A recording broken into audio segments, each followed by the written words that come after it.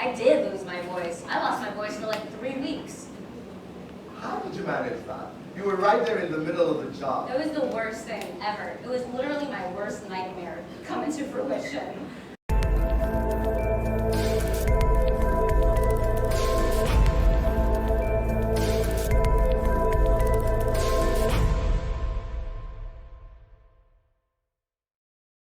You don't make us proud, you do, really. You do make us proud. Right now as I speak to you, I just want to tell you that. You make all of us proud. And you're opening a lot of possibilities, a lot of dreams. And talking about losing one's voice, you almost did lose your voice. Remember when you hosted the Met Gala? Oh, God. You remember that? I did lose my voice. I lost my voice for like 3 weeks. How did you manage that? You were right there in the middle of the job. It was the worst thing ever. It was literally my worst nightmare coming to fruition. Yeah, it was freezing. It was very cold. I was very busy and run down. And we just started the show.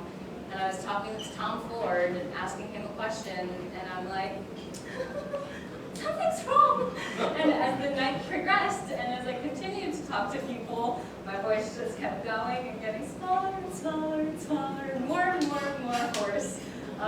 But you know, like, I think that what theater has instilled in me is the show must go on. So yeah, I got myself some tea, some hot water and honey, and hoped for the best.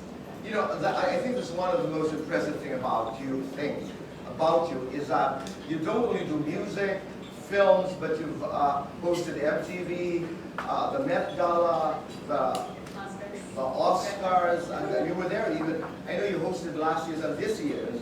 How was that experience? It's amazing. I mean, it's as I was telling you earlier, it's literally the only thing that I actually get nervous for. Even in the rehearsals that we have the day before on the red carpet, and I'm interviewing just stand-ins with like a placard on their chest that says Brendan Fraser or something, my hands sweat continuously for those 2 days. It's just, it's a different skill. It's something that I'm not used to. It's something that I didn't grow up doing. You know, I grew up doing theater and like thinking on my feet and acting and telling stories and playing a character.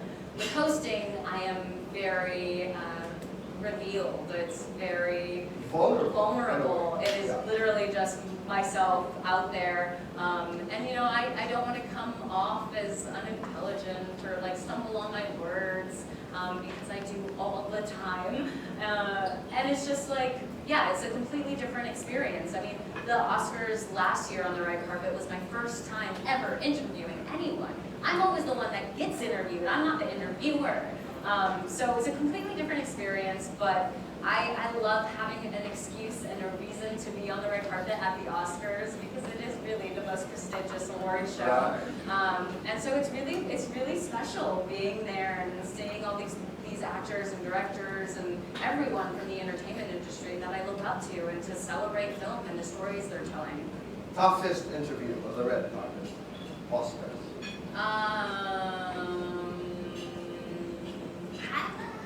You know, I think that like I've been really fortunate. Everyone's been really receptive with me. I haven't had like a terrible crash and burn moment, knock on wood, and I'm hoping to keep it that way. Yeah, because you know everybody saw the Ashley Graham interview with Hugh Grant. Yeah. You haven't been through something like that. No, not yet. Thank God. Knock on wood. Hopefully it just never happens.